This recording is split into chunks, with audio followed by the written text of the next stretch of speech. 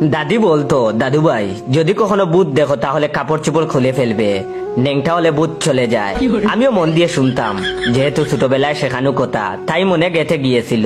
তো একদিন রাত করে বাসায় ফিরছিলাম, তখন রাত 12:30 মতো বাজে। গ্রামে রাত 12:30 মানে অনেক রাত। বাসায় ফেরার পথে একটা গলি পড়ে, বাসা থেকে একটু দূরেই গলিটা একটু লম্বা। তো পার হওয়ার জন্য ঢুকেছি।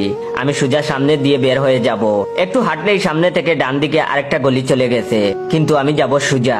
গলিতে ঢুকেছি মাত্র 30 সেকেন্ড হয়েছে বোধহয়, বেশ খানিকটা পার হয়ে এসেছি। হঠাৎ করে লোডশেডিং, আশেপাশে সব আলো বন্ধ, বয়ে আত্মা উড়ে গেল। দুমদাম করে শার্টের পকেটে হাত দিলাম ফোনের টর্চ জ্বালানোর জন্য।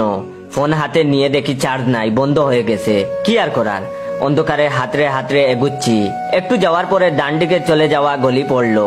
ওই গলি থেকে একদম সোজা অনেকখানি দূরে একটা আলো দেখা যাচ্ছিল।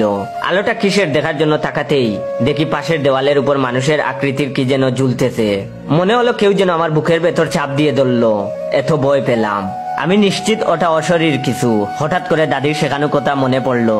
যেহেতু গ্রামে ছিলাম তাই লুঙ্গি পরেছিলাম, তাই খুব একটা অসুবিধা হলো না।